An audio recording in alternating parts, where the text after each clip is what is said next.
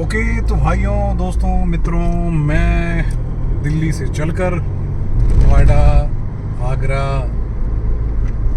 लखनऊ के साथ साथ फिर अयोध्या पहुंचा। अयोध्या से फिर गोरखपुर के बाद फिर कुशीनगर बाद सिद्धार्थनगर, गोपालगंज होते हुए अब मुजफ्फरपुर की तरफ जो है मूव कर रहा हूँ। जी हाँ, मैं आपको दिखाना क्या चाहता हूँ वो आपको बता दूँ।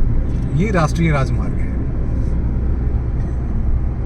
राष्ट्रीय राजमार्ग पे जो आपकी गाड़ी की जो स्पीड है वो कैसे लिमिटेड की गई है उसे आपने देखा होगा। हमने शुरुआत की थी तकरीबन 120 से 100 पे आया, फिर 60 पे आया, फिर 70 पे आया, इस तरह से हम बढ़ते चले गए। अब हम आ गए हैं बिहार में। अब बिहार में सड़कें कुछ राजमार्ग में हैं, बहुत ही राजमार्ग नहीं, स्ट्रीट जो नेशनल हाईवे हैं उसको बहुत खूबसूरत तरीके से डेवलप किया गया है। उसमें ये मुजफ्फरपुर और मोतिहारी के बीच वाली जो सड़क है जहाँ से मैं गुजर रहा हूँ, अभी पेपरा कोठी सामने में नेशनल कई यूनिवर्सिटी नेशनल लेवल के जो सेंटर्स हैं उसे बनाए गए थे। एग्रीकल्चरल सेंटर्स जो वो डेवलप किए गए थे। अब मैं इस सड़क को क्या दिखाना चाहता हूँ, क्या बताना चाहता हूँ वो मैं आपको दिखा दूँ। फिलहाल खूबसूरती के तौर पे ये देखिए, बहुत बारीकी से, बहुत सिस्टमाइज वे में ये पौधे लगाए गए हैं और बहुत मेंटेन्ड है। ठीक है जी, इधर लेकिन उसे दूसरे हिस्से में देख रहे हैं तो मेंटेन नहीं है, क्योंकि अपने पेट्रोल पंप है और पेट्रोल पंप वाले यहाँ अपने अंदाज में जीते हैं। अच्छा हाँ, मैं आपको क्यों कह रहा था कि भैया आपको क्या दिखाना चाह रहा था, तो दिखाना मैं ये चाह रहा था कि आखिर यहाँ स्पीड, कितनी स्पीड में गाड़ी अब चला सकते हैं। बिहार आते ही हम सुस्त क्यों हो जाते हैं। कई सारे ऑफिसर्स की हमने चर्चा की थी कि कई ऑफिसर्स हैं यहाँ कहते हैं कि हमारी काम करने की, ये देखिए प्लेग्राउंड में बच्चे जो हैं लगे हुए हैं, क्रिकेट टूर्नामेंट चल रहा है, देख रहे हैं, अच्छा लग रहा है। 55 लिमिट, इसका लिमिटेशन जो है स्पीड लगे ये 40 है। एवरेज स्पीड नेशनल हाईवे पे 50 है। Can you imagine.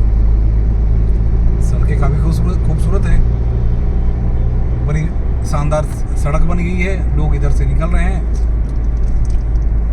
लेकिन सड़कों की लिमिटेशन, उसके स्पीड की लिमिटेशन, सड़कों की लिमिटेशन तो नहीं कहूँगा, स्पीड लिमिटेशन अगर इस तरह से कर दिए जाते हैं तो उस प्रदेश में विकास कहाँ हो पाता है जहाँ हर चीज़ बड़े सुस्त गति से चले। आखिर क्या कारण है। देखिए हमारे सामने गाड़ी लेके भाग रहे हैं बेचारे, आगे जाएंगे क्योंकि यहाँ कुछ ही दूरी के बाद जगह जगह कैमरे लगा दिए गए हैं, इलेक्ट्रॉनिक कैमरे लगे हुए हैं।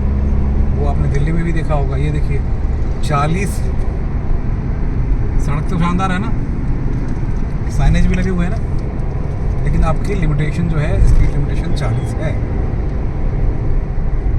अब उसको छोड़िए, अभी मैं जैसे इससे आगे बढ़ूँगा। अच्छा हाँ, बिहार में एक चीज़ बहुत ख़ास आपको दिख जाएगी, एक प्रोजेक्ट खास दिखेगा, वो है पेट्रोल पंप वाला प्रोजेक्ट। क्योंकि पेट्रोल पंप को लेकर यहाँ के लोग बड़े उत्साहित होते हैं कि अच्छी कमाई होती है, इसलिए करोड़ रुपए लगा के वो पेट्रोल पंप खोल लेते हैं। तो हर 1 किलोमीटर पे आपको 1 या 2 पेट्रोल पंप जरूर दिख जाएगा। और यहाँ की कमाई का जरिया, सरकार की कमाई का जरिया सिर्फ वही है। इंडस्ट्री तो आप जानते हैं कि हालत किस हालत में है। सड़क बड़ी शानदार है। मैं भी चल रहा हूँ, मैं कैमरे का इंतज़ार करूँगा कि जैसे कैमरा दिखे फिर मैं अपनी स्पीड को लो करूँगा, क्योंकि यहाँ की गति जो है वो धीमी गति है भाई साहब। ये सिस्टम बनाने में ऐसा वक्त लंबा क्यों लगता है। ये देखिए 40 आपके स्पीड लिमिट, ये 40 रखा जी आपको दिखा रही हूँ। मुजफ्फरपुर यहाँ से 60 किलोमीटर है। बरौनी जो इंडस्ट्रियल हब है उत्तर बिहार का, वो तकरीबन 164 किलोमीटर के आसपास है। चलिए हम आ गए हैं। ये देखिए स्पीड लिमिटेशन पे आ गए हैं। मैं अपनी स्पीड बिल्कुल ही तोड़ के 40 से नीचे करूँगा, नहीं तो 2000 रुपये का फाइन हमें भरना पड़ेगा। लेकिन आइए चलिए, मैं अपनी स्पीड को तोड़ चुका हूँ, 50 से भी नीचे ले आए, लेकिन ये बंद पड़ा हुआ है। बंद पड़ा है, खुला पड़ा हुआ, पता नहीं, हो सकता है कि ये इसकी जो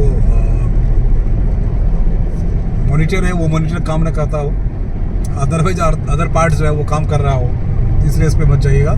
ये देखिए मैंने बताया ना 40-40, तो ये नेशनल हाईवे है भैया, उसके बाद ये हालत क्या है।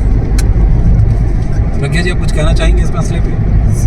नहीं, गाड़ी आप ड्राइव कर रहे हो। नहीं, गाड़ी तो मैं ही ड्राइव कर रहा हूँ, लेकिन आपको क्या लगता है कि ये सब इस तरह की चीज़ें जो है तो प्रदेश की गति को कहीं ना कहीं ये बाधित करता है। आप अपने विजन को क्लियर नहीं कर पा रहे। हर प्रदेश अपनी स्पीड को बढ़ाने को लगा। इस प्रदेश में जातिगत जनगणना पे ही ज़्यादा फोकस किया गया, क्योंकि 30 साल से सत्ता में वैसे ही लोग रहे जो जिन्होंने जाति विशेष के कारण ही सत्ता को भोगा। अब फिर एक बार वो जातिगत गणना करके फिर उसके बाद समाएंगे। दुर्भाग्य ये है कि यहाँ के बच्चे सबसे ज़्यादा अपनी ज़मीन जायदाद बेच के दूसरे प्रदेशों में पढ़ते हैं। सारी यूनिवर्सिटी में देख लीजिए ना, देश के तमाम सारे साउथ से लेकर नॉर्थ से लेकर जितने यूनिवर्सिटीज हैं, कई प्रदेशों के यूनिवर्सिटी में सिर्फ और सिर्फ बिहार के बच्चों का ही इंतजार होता है। लाखों रुपए सालाना यहाँ से पेरेंट्स उनके जो है ज़मीन बेचकर गिरवी रखकर अपनी सैलरी से ऋण उठा के लोन लेकर तब वो देते हैं। आखिर ऐसा हुआ क्या है? ये बदलाव कब आएगा, या फिर हमारे लिए हम अभिशप्त हैं? मैं कुछ कहना चाहती हूँ। बताइए। मैं ये कहना चाह रही कि ये जो लिमिटेशन की बात हुई सड़क पे 40 की स्पीड से, जब लखनऊ से अयोध्या का सफ़र करना था हमें, तो उस लखनऊ से अयोध्या का डिस्टेंस 200 कुछ किलोमीटर दिखा रहे थे, और उस लिमिटेशन को हम लोगों ने रात के 9:30 बजे से स्टार्ट किया था और 12:30 तक हम अयोध्या पहुंच गए थे अपने होटल में। और यहाँ पे 200 किलोमीटर गोरखपुर से शायद मुजफ्फरपुर दिखा रहा था। हाँ। और 6 घंटे और समय हमें दिखाया 6 घंटे। 6 घंटे तो 2 घंटे में लखनऊ से अयोध्या पहुंच गए 200 किलोमीटर, और वही गोरखपुर से मुजफ्फरपुर 2 घंटे पहुंचे, हमें 6 घंटे का वक्त दिखा रहा है, और अभी भी हम पहुंचे नहीं हैं क्योंकि हम 40 की स्पीड से जा रहे हैं।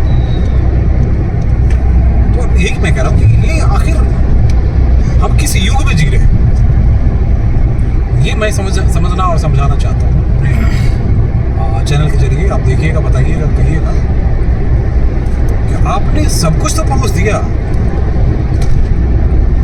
आपको ये जानकर ताज्जुब होगा कि देश को सिर्फ और सिर्फ एक ही हिस्से में लेबर क्लास दिखता है, वो है उत्तर बिहार। वहां से अनरिजर्व ट्रेन सिर्फ और सिर्फ वहीं से चलती है भैया, और किसी प्रदेशों में आप चलते हुए नहीं देखेंगे। इतनी लंबी दूरी की अनरिजर्व ट्रेन चलाने की कोई जरूरत नहीं पड़ती है। ये सब कुछ यही क्यों संभव है? इसलिए संभव है कि हम मेंटली कहीं न कहीं ब्लॉक हो चुके हैं, या तो हमारी भुखमरी हमें इतनी मजबूर कर दी है कि हम अब कुछ सोचे ही नहीं, बेरोजगारी हमें मजबूर कर दिया कि हम आगे बढ़े नहीं। एक घंटे पे मैं और कुछ कहना चाहूंगी इस न्यूज़ में। एक मतलब किलोमीटर या 2 किलोमीटर पे एक पेट्रोल पंप जरूर दिख जाएगा आपको। हाँ। लेकिन इस पूरे रास्ते में कहीं भी हमें एक ढंग का ढाबा या कोई रेस्टोरेंट नहीं दिखा जहाँ कि मैं अपने बच्चों को जाके खाना खिला सकूँ। मेरे बच्चे सुबह से निकले हैं और अभी तक भूखे हैं, क्योंकि कहीं बैठ के खाने की अच्छी सी व्यवस्था नहीं दिखी जहाँ मैं बच्चों को बिठा के खिला सकूँ। बताइए, क्या ये टूरिज्म के लिए पता नहीं इंटरनेशनल एक मैंने स्टोरी की थी टीवी चैनल के लिए, मैं उसकी चर्चा ज़रूर कर दूंगा।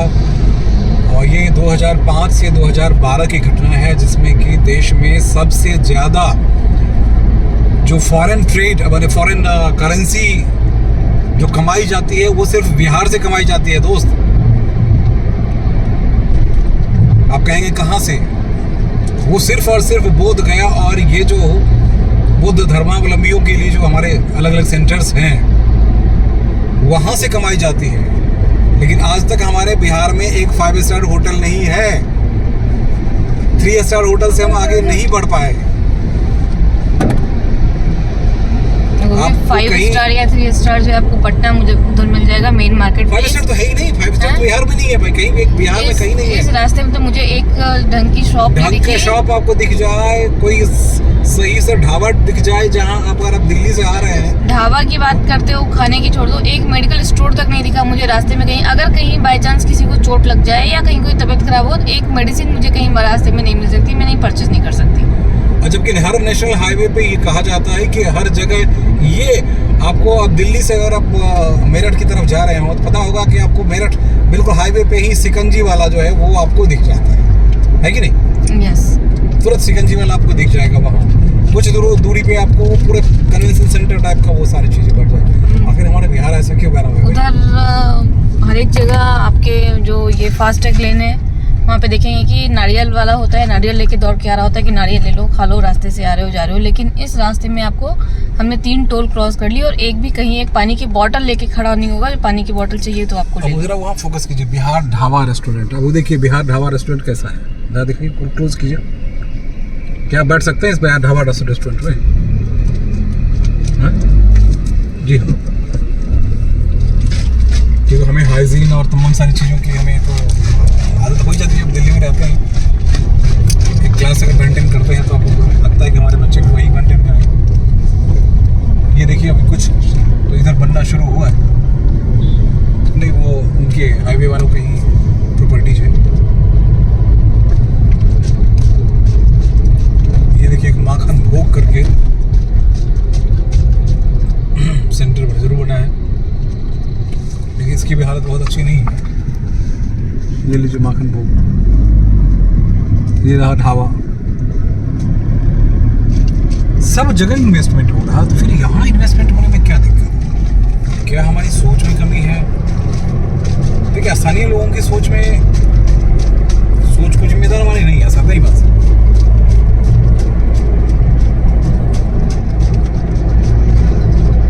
क्या हमारी मतलब हमारी व्यवस्था ही ऐसे बना दी गई है जिसमें कि हम हर चीज़ को, देखिए मैं नेगेटिव वे में नहीं जा रहा हूँ, मैं कहूँगा कि हम हर चीज़ नेगेटिव में ही देख रहे हैं। बिहार में बहुत कुछ हुआ है, बहुत कुछ बदलाव आया है। अभी जीडीपी में कह रहे हैं कि सबसे ज़्यादा बिहार ही नंबर 1 हो गया भैया। दूसरे प्रदेशों में पैसे खर्च करते हैं कि यहाँ खर्च नहीं करना चाहते, खर्च करते हैं। आज रेस्टोरेंट शहर में जरूर है, इन रास्तों में नहीं है। रास्तों में भी खर्च करने की कैपेसिटी वाले हैं, लेकिन वही बात है कि आप उसको कैसे सिस्टमाइज करेंगे।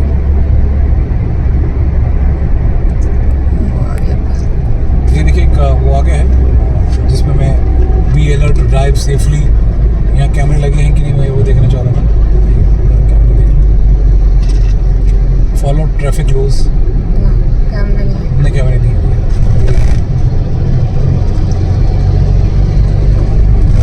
चलिए अब तो मुजफ्फरपुर की तरफ बढ़ रहे हैं, 60 किलोमीटर है।